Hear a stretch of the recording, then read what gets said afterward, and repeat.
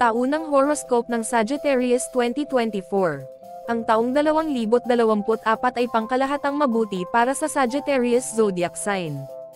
Ang tanging mga tao na maaaring hindi masyadong magugustuhan ang taon ay ang mga mag-aaral dahil maaaring kailanganin mong harapin ang ilang mga kasawian sa iyong akademikong buhay.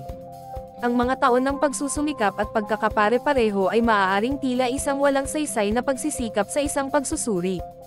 Ngunit mayroong higit pa at kailangan mong patuloy na magtiwala sa mga timing kaysa sa pagkawala ng lahat ng pag-asa sa ilang mga pagsusulit.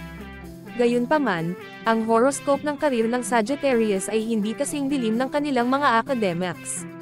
Makakaasa ka ng magandang pagtaas at mas magagandang tungkulin sa trabaho sa taong 2024 na naghihintay sa iyo.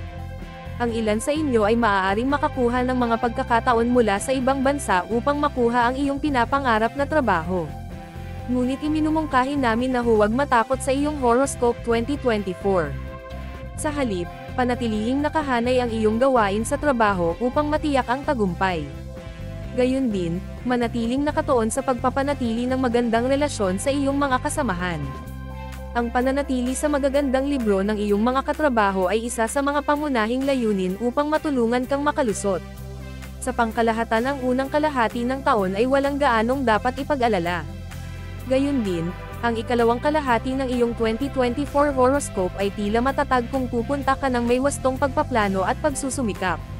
Ang paborableng pagpoposisyon ng mga bituin ay maaari pa ring garantiya ng isang mahusay na pag-agos ng pera sa unang kalahati. Magiging malakas ka sa larangan ng pananalapi ngunit siguraduhin sulitin ang swerteng ito.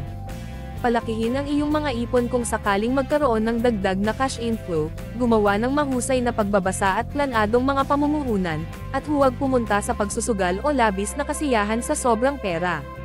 Maliban sa horoscope ng pag-ibig ng Sagittarius ay mukhang maganda. Makakasama mo muli ang iyong ex-lover ngayong taon. Gayon din, kung mayroong anumang mga pagkakaiba o salungatan na nangyayari sa iyong umiiral na relasyon, malulutas ang mga ito sa unang kalahati ng taon. Bukod pa rito, magiging matatag ang iyong kalusugan, ikaw lang ang maaaring dalawang manatiling mababa sa antas ng enerhiya sa lahat ng pagsusumikap at labis na pag-iisip.